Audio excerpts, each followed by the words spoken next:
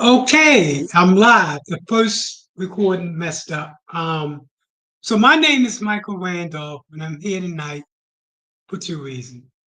First, to give my support for Naya uh, Young for District 5, and then to talk about justification related to the CRA and how the CRA has played a large part in that justification of communities. I support Naya because she uses a new school approach with a next generation mindset. Here's what we know.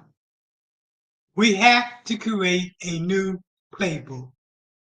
The definition of insanity is using the same playbook and expecting a different result.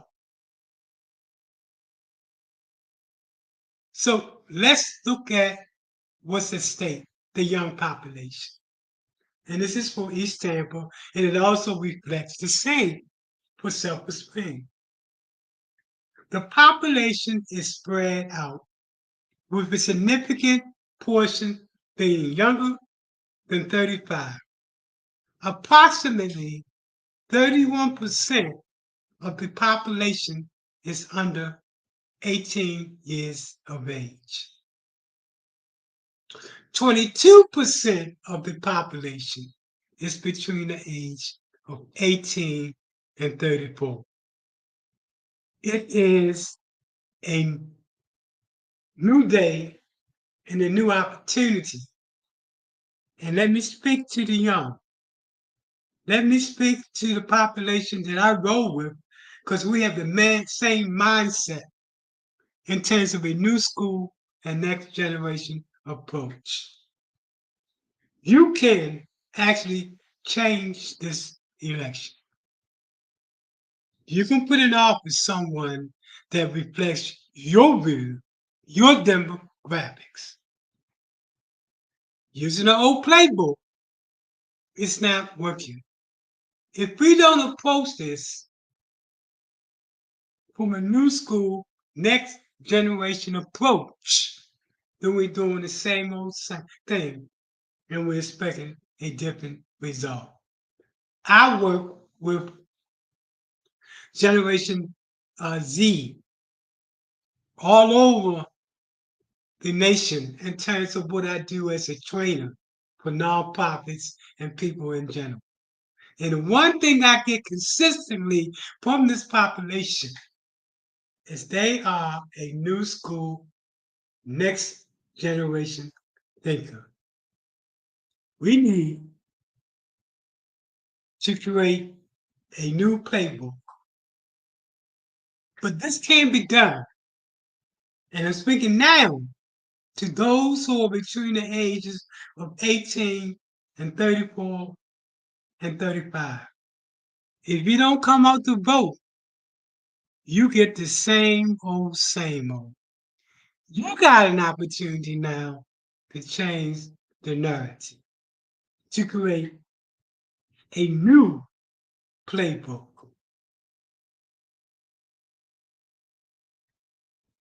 New school approach with the next generation mindset. This video that you're about to watch is me at the CRA meeting expressing my concerns about CRAs and the gentrification that is causing. And unless we change the narrative on how we do CRAs, the gentrification in our community will continue to be as it is. There are those who's in this election that maintain they part of the establishment that started the CRA. I wonder if they wouldn't step up and also say they're part of the reason for gentrification in our community. That being said, let's go to the presentation that I made today. Correct, Mr. Randolph. Go ahead, sir. My name is Michael Randolph, and this is start off the conversation. I come to the table with over 30 years of experience in community development and economic development from Tampa to Florida. I'm saying that because my view on the CRA is this. The CRA has been the reason for gentrification in our community. And let's talk about why. I'm going to start off by calling it Reimagine the CRA for Inclusive Neighborhood Sustainability. I'm going to give an example. Old West Tampa currently has an African American population of 34.5. It's been reduced by 50% since 2010. If gentrification continues unchecked, we can see a 6 to 10 annual displacement of low-income Black residents, shrinking their share by just 20 to 26% by 2030.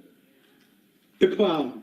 The CRA has successfully directed capital into unserved neighborhoods, but raising housing costs and speculative investment threatens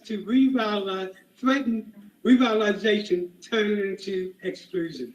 Michael Porter critique remains robust. Compliance isn't enough. We need strategic, market-aligned solutions that create shared value. The CRA must evolve from a checklist into a proactive equality tool. Let's talk about the opportunity. We can do better. By aligning the CRA with anti-displacement strategies, we can plan ahead by identifying high-risk neighborhoods and stabilizing them. Protect residents with legal aid and resident assistance. Preserve affordable housing by financing rehab and assisted housing.